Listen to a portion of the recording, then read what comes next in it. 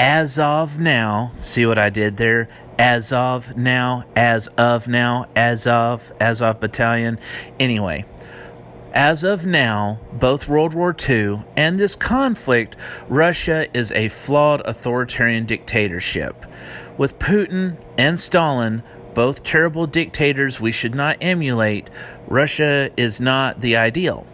One was communist, the other is a gangster that's a neo-czar wannabe. Wrong either way. Just like how, during the Russian Revolution, we weren't exactly happy about the czar or the communists.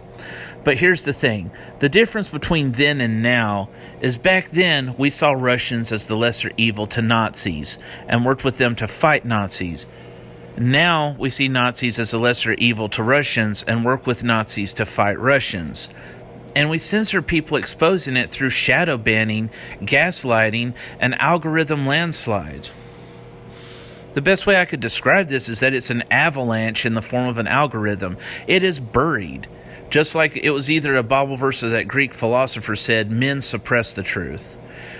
Putin, at least as far as I can tell, and I'm open to being corrected on this, respectfully, Putin's not as bad as Stalin or Nazis. If Putin is bad, then Nazis are at least potentially worse. The fact our news covers up the crimes Azov does to Eastern Ukrainians shows that our media and government are just as Orwellian as Putin's. It's just that it's directed at somebody else instead of our own people, and their blood will be on our hands, just as the blood of Ukrainian mothers and teenagers armed with Molotovs and 2 days of training will be on our hands when we send them to be slaughtered in the name of patting ourselves on the back, supporting Nazis, and softening up Putin. Those Nazis really appreciate you, by the way. Azov, they're thanking you for sending useless eaters, weaklings in their eyes, to their death, to purify the gene pool. All those civilians, moms with Molotovs, teens who never held an AK before, those that weren't pure enough to be Nazis, killing themselves so the Nazis stay in control and the West can make money. That's what the Nazis want to do here in America, too. They want to appeal to conservatives and say, hey, conservatives and white people and Christians, we Nazis are fighting to save your way of life. We're just crazy enough to do it. So let us fight for you and we'll do it to save your way of life. When really, the Nazis want to be in charge. They want to create their reality, and they want the average person who falls for their bullshit to go and fight and die for them against the enemy, so that they're the only ones that are left. It's kind of like how the nobility in medieval times thought that only their bloodlines were pure, their bloodlines were fit to rule, so they wanted peasants to kill each other. Why did the nobility want peasants to kill each other? The kings and lords agreed to have these wars so that the young men, the would-be medieval class, the would-be either the middle class or the would-be revolutionary class would blow off steam and kill each other, so that the dangerous amount of young men and their energy and their passion would be set aside and it would be taken out, and then the lords would no longer be threatened by people who might be of partial noble descent, and they have access to all of these women that they can have messed up babies with. Well, the thing is that this is where we are now.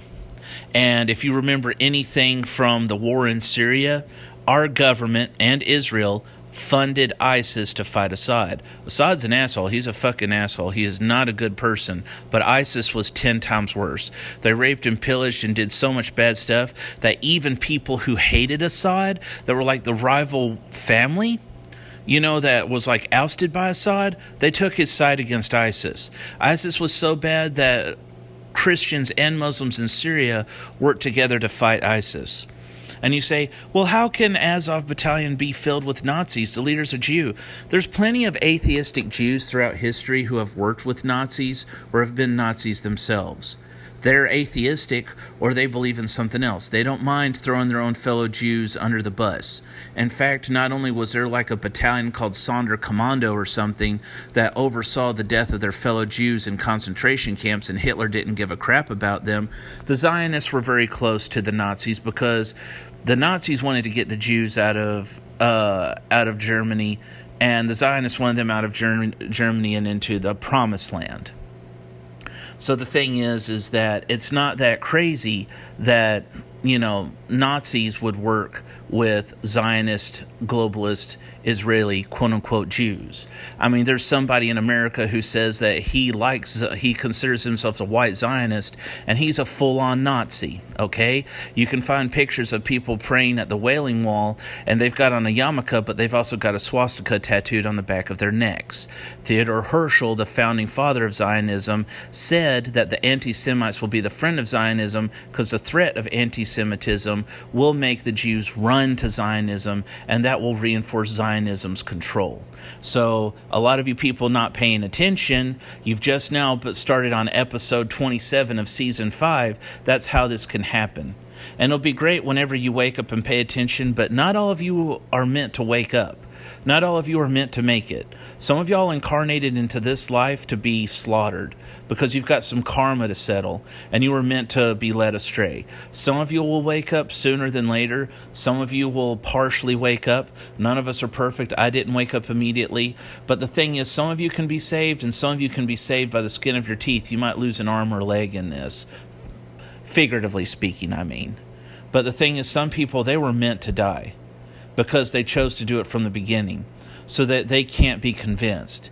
And it has nothing to do with intelligence, and it has nothing to do with morality. It can, but some people, either they have it or they don't.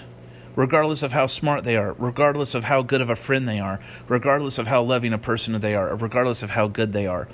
I can think somebody's morally and intellectually superior and a good friend, and I want them to come along, but they incarnated in this life to learn a lesson. So if you can't convince them, you can't convince them. Planting seeds might work, but maybe they'll find out on their own, maybe they don't. But I think you guys need to pay attention to what's going on and start thinking for yourselves instead of just blindly worshiping this.